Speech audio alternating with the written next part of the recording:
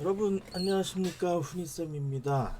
2023년 들어서 농업기계 관련한 강의를 제 영상에 올려드린다고 말씀드렸는데 굉장히 일정이 바쁘다 보니까 1월달에 한 개도 못 올려드렸어요. 더 이상 지체하면 안 되겠다 싶어서 오늘부터 두 페이지씩 일주일에 하나의 영상씩 올려드리려고 합니다. 그래서 매주 금요일에 두 페이지씩 해서 올려드리도록 하겠습니다. 교재는 일전에 알려드린 대로 북크크에서 판매가 되고 있고요.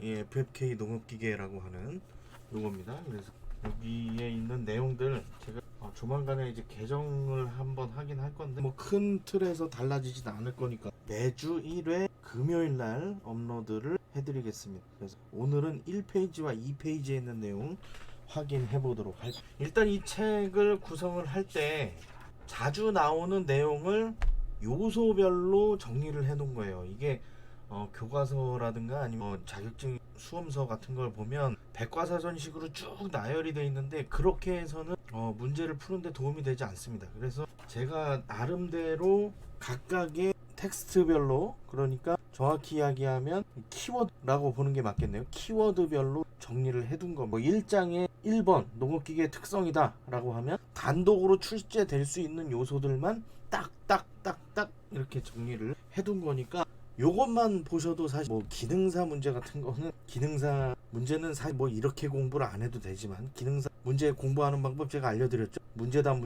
그렇게 10회분만 보고 들어가시면 거의 다 붙습니다. 거의 다. 그렇게 하시면 되는데 나머지 내용들 뼈대 만드실 때에 이게 아마 유용하게 쓰실 수 있을 겁니다. 1장 농업의 기계화부터 확인해 보도록 하겠습니다. 페이지는 1페이지고요. 이게 앞쪽에 목차 쪽에도 페이지가 있어서 목차 쪽 페이지를 다 넘기고 나서 보시면 1페이지 농업의 기계화가 나옵니다. 뭐 물론 지금 이 설명을 쭉 들으시면 교재가 없어도 되기는 해요. 그래서 뭐 그냥 들으셔도 됩니다. 들으시면서 메모는 좀 하셔야죠. 메모는 하시면서 들으시면 크게 어려움 없이 준비하실 수 있을 겁니다. 직종에 따라서 이제 뭐 농업기계 운전기능사, 정비기능사라든가 아니면 뭐 농업기계 관련된 과목을 준비하고 계시는 분도 그냥 뭐 라디오 듣듯이 그냥 쭉 틀어 놓으셔도 크게 어려움 없이 쉽게 들으실 수 있을 겁니다. 그래서 본격적으로 시작해 보도록 하겠습니다. 제1장 농업의 기계화 1번 농업기계의 특성 알아보도록 하겠습니다. 우리나라에서 사용되는 농업기계를 지금 1, 2페이지에서 나열을 하고 있는데요. 일단 농업기계라고 하는 게 뭔가요?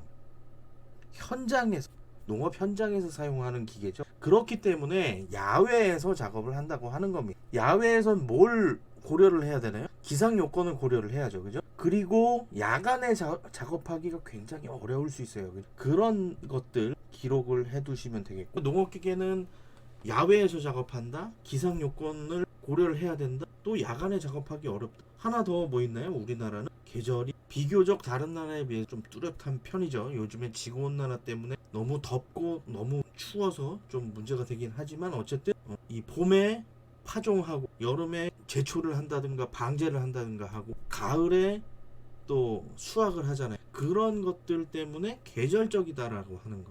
그렇기 때문에 고정 비용 자체가 많이 늘어난다라고 보시는 게 좋겠습니다. 그럼 그렇게 해서 농업기계의 특성은 5가지로 정리를 해보도록 할게요. 첫 번째, 야외에서 이루어진다. 두 번째, 기상 요건을 고려해야 한다. 세 번째, 야간의 작업이 어렵다. 네 번째, 계절적으로 이용한다. 다섯 번째, 고정비가 크다.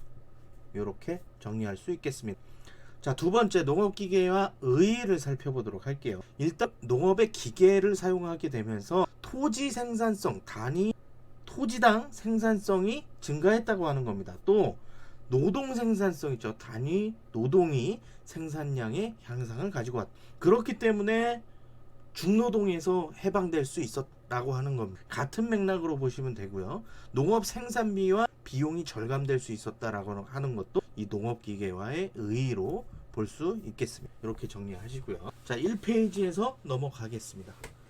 두 가지의 요소들을 살펴봤는데 이 두 가지 내용이 잘 이해가 안 가시면 다시 또 되돌려서 적으면서 키워드 메모를 해보시면서 정리를 하시고 꼭 자기화 시켜야 문제를 푸실 때 어렵지 않게 푸실 수 있습니다. 그냥 듣고 흘리시는 것이 아니라 농업기계의 특성의 키워드 5가지 농업기계와 의 키워드 4가지 정리해서 메모해 두시면 다음 내용 준비하는데 되실 겁니다.